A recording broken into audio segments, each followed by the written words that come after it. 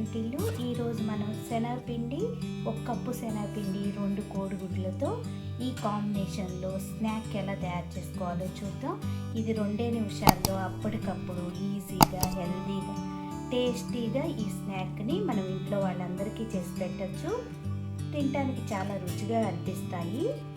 ఒక గిన్నె తీసుకోండి, దానిలో జల్లించుకునేది లాంటిది పెట్టుకుని 1 కప్పు శనగపిండి వేసి జల్లించుకోవాలి. ఇట్లా జల్లించుకోవటం వల్ల మనకు ఉండలు లేకుండా పిండి అనేది చాలా బాగా కలుస్తుంది.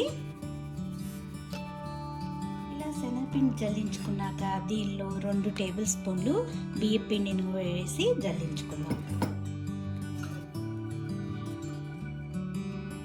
ఇప్పుడు మొత్తం ఒకసారి ఇలా కలుపుకోండి.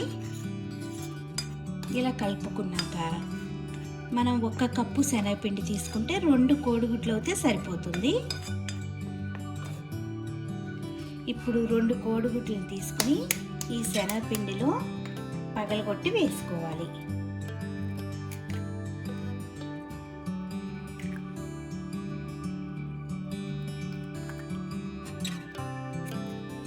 ఇప్పుడు దీనిలో ఉల్లిపాయ ముక్కలు, ఒక చిన్న ఉల్లిపాయని సన్నగా ముక్కలు కోసి వేసుకోండి. 1 టీ స్పూన్ వాము. శనగపిండి ఎప్పుడు మనం వాడుకునేటప్పుడు వాము వాడుకోవటం వల్ల మనకి అజీర్ణం చేయకుండా ఉంటుంది, త్వరగా డైజెషన్ అనేది అవుతుంది. అలాగే ఒక 1/2 టీ స్పూన్ జీలకర్ర వేసుకోండి. మీరు తినే కారాన్ని బట్టి పచ్చిమిరపకాయలు వేసుకోవాలి. నేను ఇట్లా ఒక పచ్చిమిరపకాయలు ముక్కలు కోసి వేసుకున్నాను. సన్నగా తరిగిన కొత్తిమీర, ఒక 1/2 టీ స్పూన్ పసుపు. ఈ పసుపు మీకు ఇష్టమైతే వేసుకోండి, లేకపోతే లేదు. కొంచెం కలర్ అనేది బాగుంటుంది. పసుపుని వాడుకోవటం కూడా ఆరోగ్యానికి చాలా మంచిది. ఇప్పుడు రుచికి తగినంత ఉప్పుని వేసుకుందాం.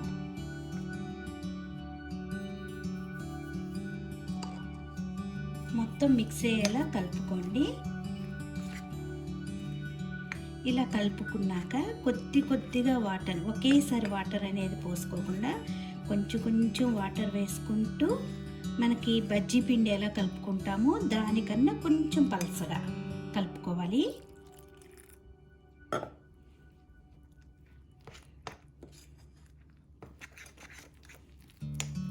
చూడండి, పిండి కన్సిస్టెన్సీ ఈ విధంగా ఉండాలి. ఇలా కలుపుకున్నాక దీనిలో చిటికెడు వంట సోడా వేసుకోండి. ఇప్పుడు పిండి రెడీ అయ్యింది. స్టవ్ ఆన్ చేసుకుని గుంట పొంగనాలు వేసుకునే గిన్నె పెట్టుకోండి. దానిలో ఒక్కొక్క గుంటలో కొంచెం ఆయిల్ వేసుకోండి.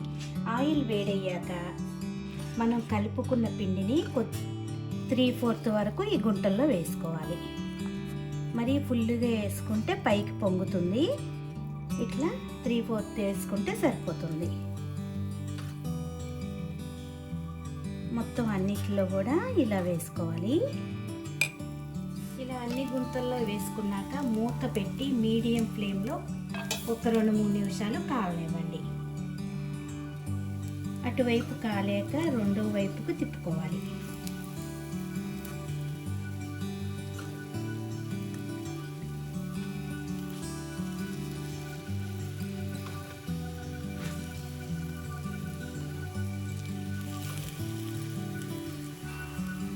రెండో వైపు తిప్పుకున్నాక అన్ని మూత పెట్టి మళ్ళీ 2 నిమిషాలు కాలనివ్వాలి.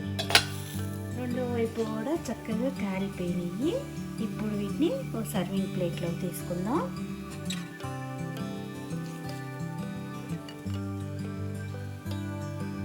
మిగతా పిండి కూడా మనకి ఇదే విధంగా వేసుకోవాలి.